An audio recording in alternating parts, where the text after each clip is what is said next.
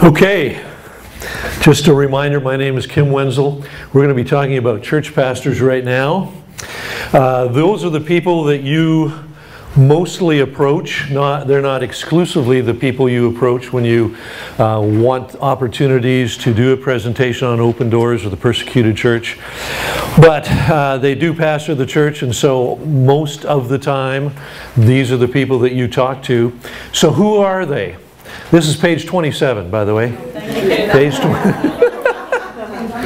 Page 27. Who are these people, and how can we perhaps approach them a little more intelligently? As Jeff said, we need to have something to give them. We want to help them. We want to serve them. We don't want to just get into their church and take something away. We want to have something to give them.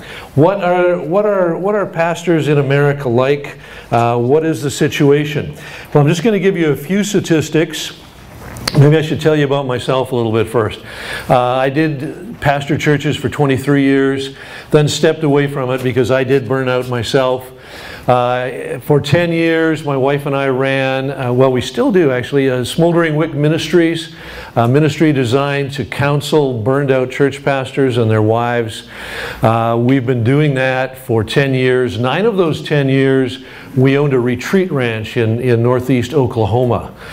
We've had to sell that because of the economy, but we still continue to do what we can when someone phones or sends in an email to help them. And that includes every continent in the world. I've counseled pastors on every continent in the world except Antarctica. Pastors have never burned out there yet.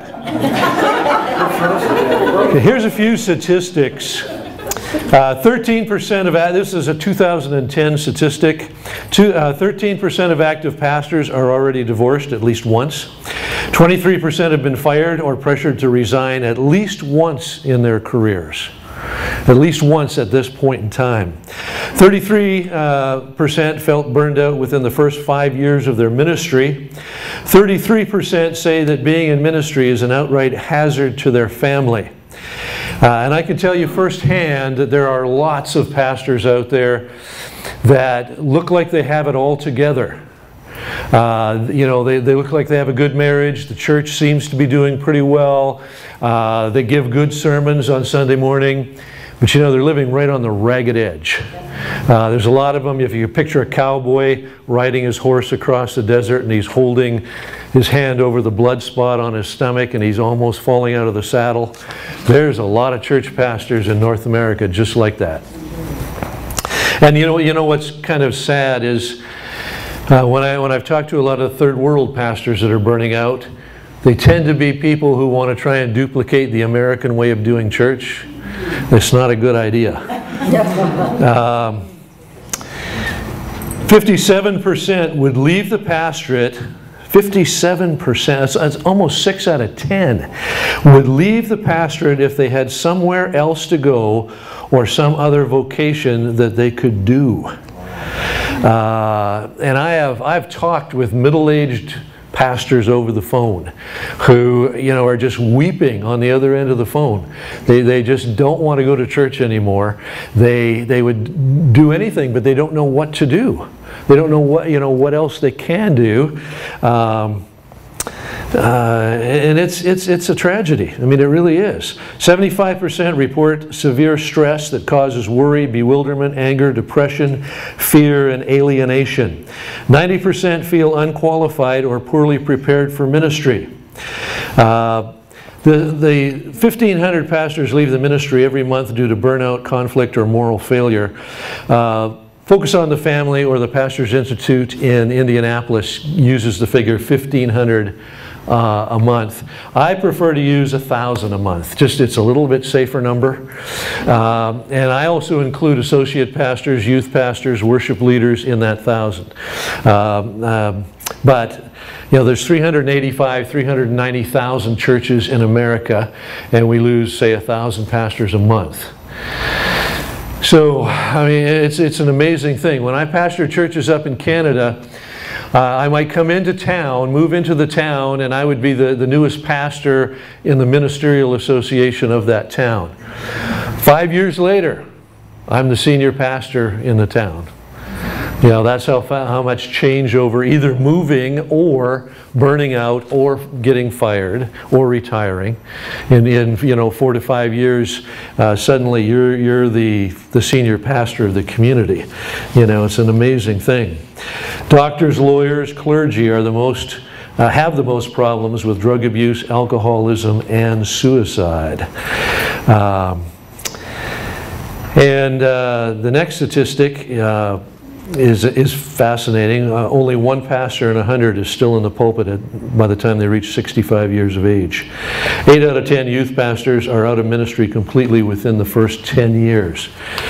The reason why I wanted to sort of quickly give you a snapshot of the American ministry is when you go to talk to a pastor and present your ministry as a bridge builder for Open Doors and the persecuted church, you may be talking to one of the healthiest, most zealous, dedicated pastors in America.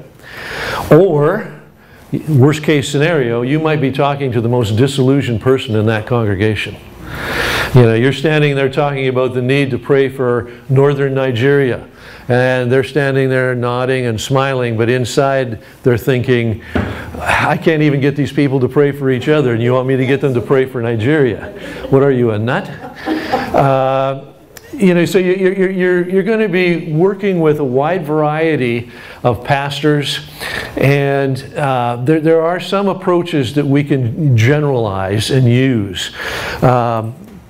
But you know, please keep in mind that you may be talking to somebody who's very healthy, or you may be talking to somebody who's not very healthy at all. You know, they may be very deeply wounded, but to my mind, that swings open the door, because a lot of them are wounded and disillusioned because they're under attack. You know, I know when I was in the pastorate, there was always somebody in whatever congregation, and I think this probably applies to 99% of pastors, there's always 1 or 2 people in the congregation that seem to make it their life goal to give you ulcers. You know, and after services each Sunday, you may be talking with a lot of very lovely people, but then that person starts walking across the hall towards you. And you can just feel the knot in your stomach start to tighten up, you know. But here's the thing, you know, we're dealing with the persecuted church. And just from the statistics that I just gave you, I mean, you can realize that in some ways there's a lot of pastors in America that could relate to that. And that provides a way, a means, an opportunity for us to use when we go and talk to them and we sit down in their office and tell them who we are, where we're from, and what we'd like to do. So one of the things I would recommend is be a friend to all the pastors in your community. And by be a friend, what I mean is learn how to speak life into somebody's spirit. Be a life giver. Live your life out of the tree of life so that you're speaking life into these pastors. We've got lots of people in our congregations who still live with 1 foot in the tree of the knowledge of good and evil, or in some cases they just live over there completely. But if you can always be a source of encouragement to every pastor in town, even if it's not your own pastor. You know, there's community things that sometimes do take place, like the National Day of Prayer. Sometimes they have several churches get together and one of the other pastors leads in a prayer. Make it your habit to go and find that guy, shake his hand, thank him for his prayer, pat him on the shoulder, you know, speak life into his spirit. It's life flowing through us, the Holy Spirit healing the wounded spirit of those who are wounded. You know, it's not, there's no gimmicks and steps and techniques to the healing of the wounded spirit. It's the Holy Spirit heals our spirit, and it's by the flow of life. So learn to speak life into all of the pastors that you know. Be the kind of a pastor, be the kind of a bridge builder that anytime you start walking towards a pastor at some community activity or in Walmart, if you see see them shopping in Walmart, and you're walking towards them, if they see you, you have been so positive to them every time you've ever talked to them that when they see you walking towards them, they're not going to get a knot in their stomach. They're not going to have some kind of regret, oh no, boy, I knew I shouldn't have come shopping today. They're going to, you know, you're going to be a source of encouragement to them, a source of life to them. The ministry is a fascinating thing.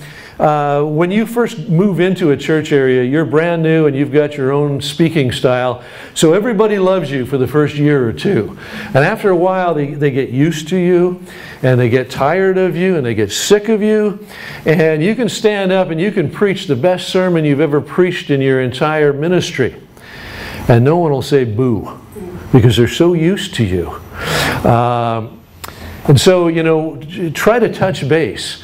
And say something life-giving to every pastor that you talk to. I want to give you some real general points here. First of all, it is extremely easy for any pastor to become locally focused. I mean, we all want to be globally focused, but I'll tell you, once you're pastoring a church, even if it's a small church, 100 people, so many people are coming to you and asking you this, that, or the other, and wanting you to do something that you end up, you know, your whole life is wrapped up in this group, the congregation. And you know, when you and I approach them as bridge builders, we're just one more person that month that is coming to them to talk to them about, here's what I would like to do. You know, and you may be number 499 that month.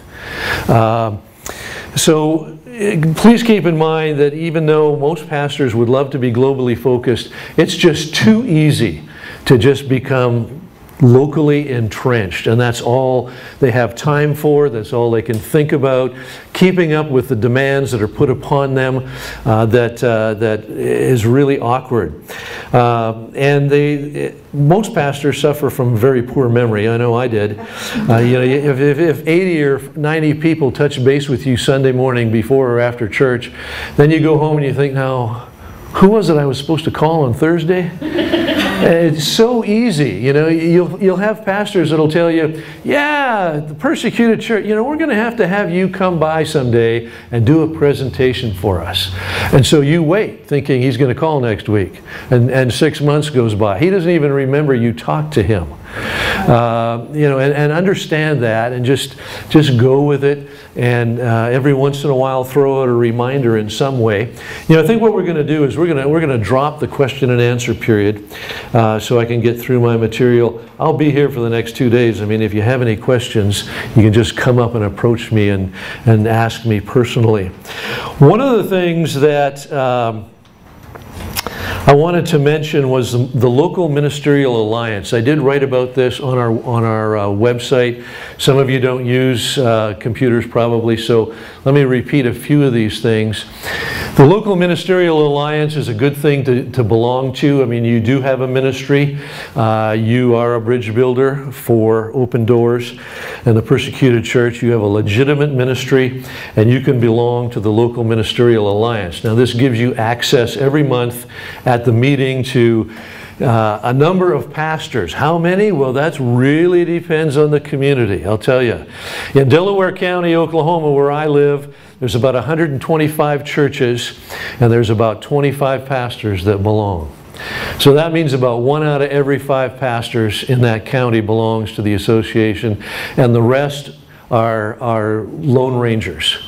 Some of them belong to denominations that just don't associate with anybody outside of their denomination. And that's just the way it is. Here, even in 2012, there are still churches like that. The others, just, they don't, I guess they just don't like to work with the whole body. You know, I don't know. But you'll find that a lot of those that belong to the Ministerial Alliance or Association, they're pastoring non-denominational or independent churches. And those are the kind that you can probably get into and speak at much easier than a denominational church. Not too long ago, I was filling in for a friend who went on vacation, and he told the church board, you know, I've got a pastor friend named Kim Wenzel, he's coming to preach, and boy, you wouldn't believe what I had to go through.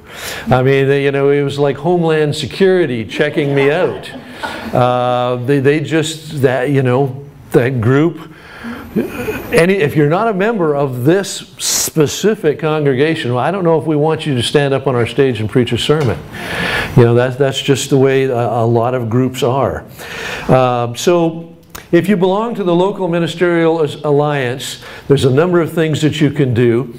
You can offer to even give a presentation to that group right there, and that way they can see what kind of things you're saying about the persecuted church, and it'll help pave the way for an invitation to come and speak to their church or their youth group or whatever.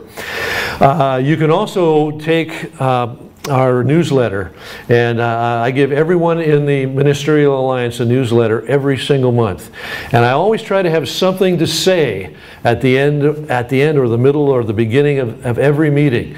Just a reminder, some kind of a verbal reminder of something that ties in, and maybe it might be a news item, it might be the International Day of Prayer for the Persecuted Church coming up, or whatever. Have something to say, bringing it before them verbally, and then of course they have the newsletter to take home, so they've got something in their hand as well. And of course, if you're going to belong to the local ministerial alliance, one of the things you need to do is support the alliance. Since they're a group of pastors that work the community, then if you want them to help support you, you need to help support them. So if they're organizing the National Day of Prayer, you should be a part of that. And that gives you opportunities to meet people from other congregations that you may never have the opportunity to speak in, but you can meet some of their people there. And you can hand out your bridge builder cards. And that way you're also supporting the pastor who organizes the National Day of Prayer, and you become a part of the group. You know, you become a friend of that ministerial alliance, and over a period of months and then years, they come to trust you. And it's amazing sometimes how long it takes, but they really need to know. If you're going to get up in their church and stand behind their lectern and speak, they really want to know that you're not a nutcase. They want to know that you're not going to say something that's going to get them in trouble with their board of directors. And that's one of the really awkward things about being a pastor. When something goes wrong, you get the blame. When everything seems to be going well, it's the board of directors who are managing the church well. You know, it's a two-edged sword. So, you know, it's a time-lapse process. And again, I just urge you to be involved in those things, and again, be not just a supporter, but speak life into their spirits. Befriend them. Provide the encouragement that they're not getting from some of their own church members. And you might be surprised how many opportunities open up. We had a prayer gathering for the city at a location, and it's now a vacant lot, but it used to be an abortion clinic. And so many of the people who do pray in Delaware County showed up. It wasn't a huge number, but there's a lot of people from a lot of churches that I may never get the opportunity to get into. Now you want to be careful. You know, the purpose of that was to pray prayers of reconciliation, you know, because of the abortion clinic that had been there decades before.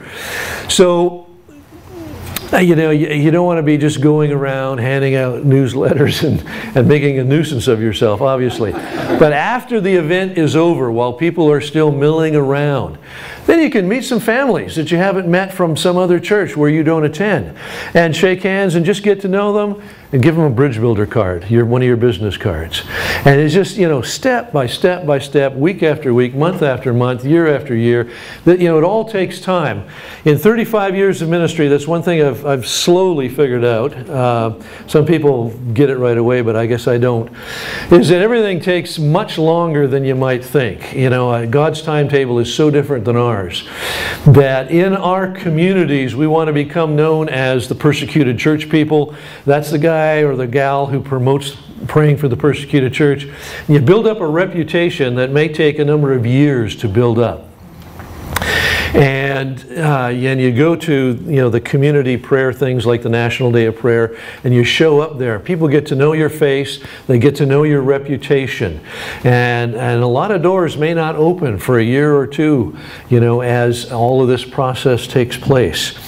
But if you can join the local ministerial alliance, I would highly recommend that. And some churches have 4th of July gatherings where many churches get together in the park and things. All of these things where you can meet people from other churches. Let's see. You might be surprised how a variety of doors can open up for you. I was asked to go to a youth camp and speak on the persecuted church this summer, and I thought, middle schoolers. And it turned out to be amazing. I mean, the kids sat and listened very attentively, and what I did is just told them a bunch of stories about Brother Andrew, and encouraged them to be radical and smuggle Bibles and stuff, and approached it from a high adventure point of view. And in doing so, I got to meet 6 youth pastors, which I later sent emails to and kept in. 2 of those now have become senior pastors in their own congregations. And so now there's 6 other churches where I've got connections, and they know me and they know my message, and they have at least given some verbal promises for future opportunities. So a lot of things. Another thing is, well, if you live in a big city, the chances of getting an opportunity to write articles in the newspaper probably is pretty slim, because they go with syndicated stuff in large newspapers. But any of you who live in more rural areas, small towns, you'd be surprised. The local newspaper is often desperate for articles. And I stumbled into it by sheer accident. I don't consider myself a writer, but every Friday I've got an article on the persecuted church in the local newspaper. And the local radio station as well. My pastor, the church where I attend, he decided to run for the Senate in Oklahoma. So he had a Monday radio program at noon every week, and he had to give it up. And I just said, "Oh, I'll take it." He said, "Okay." Now, we didn't even discuss this with the radio manager. So I just started showing up Monday at 5 to 12 and doing the radio program. And we had Kevin on there a few weeks ago. And, they don't want me to talk about the persecuted church every single week, but I figure about once every 3 weeks, we'll dedicate that 1 hour to talking about the persecuted church. And I want to interview quite a number of you over the telephone on that radio program. So one of the things I've learned over 35 years in the ministry is again, just be patient and just keep working at it. You might be surprised. You may befriend a pastor for months, maybe even for years, and you've come to the conclusion in your own mind, this guy's never going to invite me to speak in his church. But something can happen. Amazing doors can open up, and all of a sudden you're there, and things just start snowballing. So during slow periods of time, don't be frustrated. Just keep sowing the seeds and befriending pastors and handing out business cards and giving away newsletters and talking to people. And over time, some amazing doors will open up, but it might take time. But you are the local representative. Where I live is only 1 hour's drive from Voice of the Martyrs headquarters. So when I walk into a church to talk to the pastor, a lot of times there's Voice of the Martyr maps hanging on the wall. And I don't worry about it. I just go in and talk to them. In fact, the church I attend that's giving me just incredible amounts of opportunity, inherited the newspaper and the radio program from my own pastor.